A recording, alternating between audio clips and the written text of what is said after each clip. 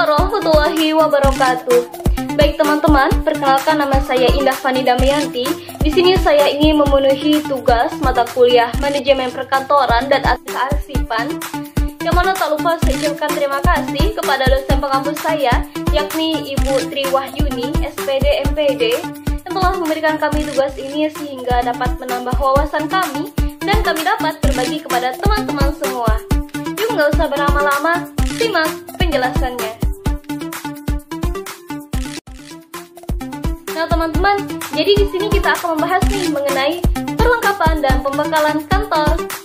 Suatu kantor dalam melakukan aktivitasnya tidak lepas dari pembekalan yang ada, sehingga akan menghasilkan produk-produk kantor yang diharapkan. Tanpa adanya pembekalan kantor yang memadai, tak mungkin ada hasil kantor yang baik. Pada dasarnya aktivitas kantor terjadi karena pegawai-pegawai kantor mengolah bahan-bahan dengan sarana pembekalan kantor yang ada. Nah, apa itu perlengkapan dan pembekalan kantor? Jadi, perlengkapan kantor adalah semua benda yang terdapat di dalamnya dan diperlukan dalam proses kegiatan kantor. Terus, apa sih pembekalan? Nah, pembekalan itu mempunyai suatu pengertian, yakni adalah mencakup semua barang yang diperlukan, baik barang bergerak maupun barang yang tidak bergerak, sebagai sarana pendukung pelaksanaan tugas. Nah, untuk jelasnya, tak kenal maka tak sayang, maka dari itu kita perlu kenalan dan tahu apa saja perlengkapan kantor, sehingga dapat memudahkan kita dalam menunjang pekerjaan kantor yang lebih baik. Pasti udah penasaran nih? Yuk, simak penjelasannya. Yang pertama, perangkat komputer. Perangkat komputer terdiri dari mesin CPU, layar komputer beserta perangkat input seperti keyboard, mouse, dan juga perangkat output komputer. Perangkat komputer berfungsi untuk membantu pekerjaan-pekerjaan utama kantor seperti pembuatan laporan, input transaksi, pencatatan, penjadwalan, editing video gambar, dan sebagainya.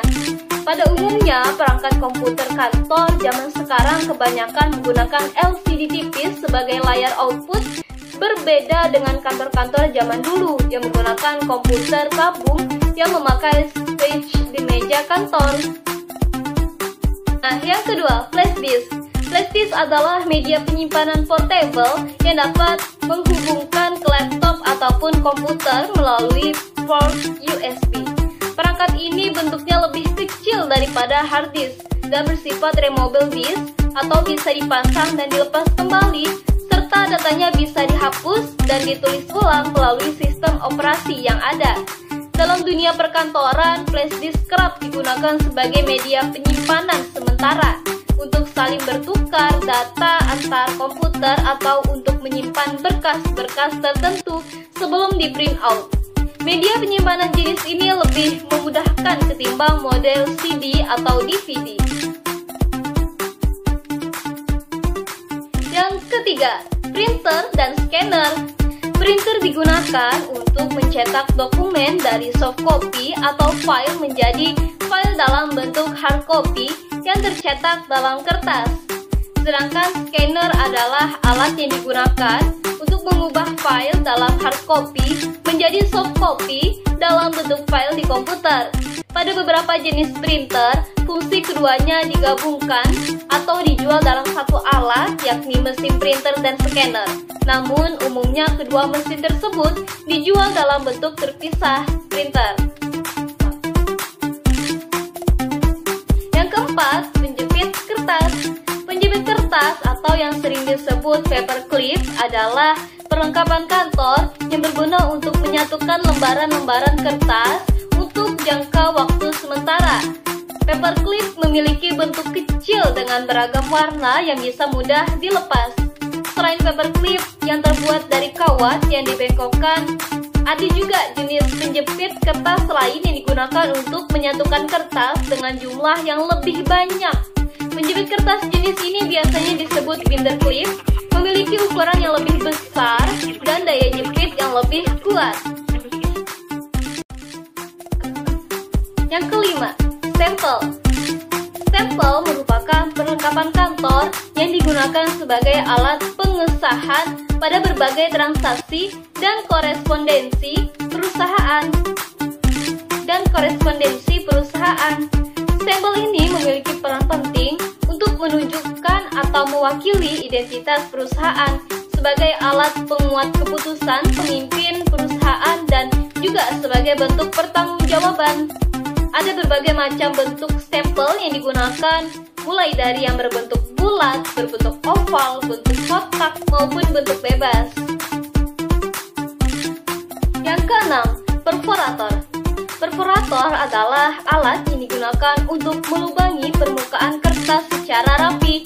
Alat ini terbuat dari besi yang kuat sehingga membuatnya bisa menjepit dan memposisikan benda tajam yang ketika ditekan mampu melubangi kertas.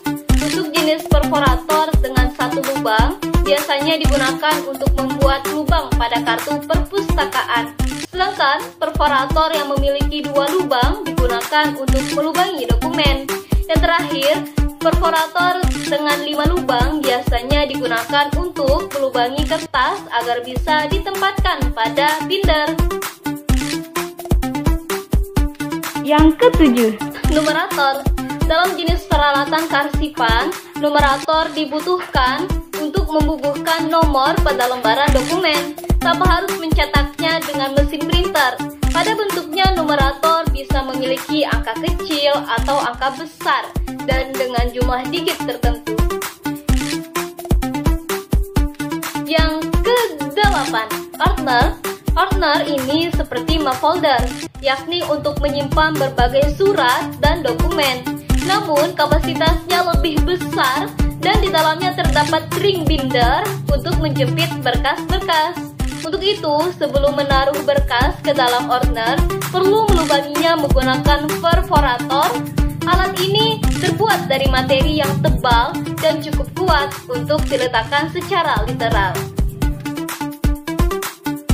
Yang ke-10, guide. Peralatan kearsipan guide adalah lembaran kertas yang digunakan untuk sekat atau pemisah bagian-bagian dokumen. Guide bisa dibuat dengan berbagai ukuran sesuai dengan ukuran berkas. Kertas yang digunakan untuk guide biasanya kertas tebal atau karton. Guide sendiri memiliki dua bagian penting yang perlu kita pahami. Yang pertama, tab guide adalah bagian yang menonjol dan memiliki label tulisan yang menandakan pengelompokan dokumen.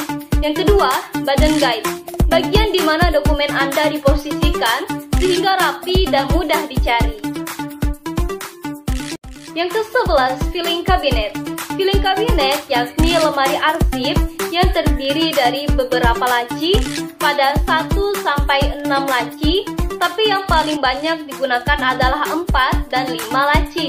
Setiap laci bisa menampung tidak cukup lebih 5.000 lembar arsip ukuran surat yang disusun berdiri tegak lurus atau vertikal berderet ke belakang. Baik teman-teman, itulah tadi pemaparan dari saya. Semoga bermanfaat. Terima kasih.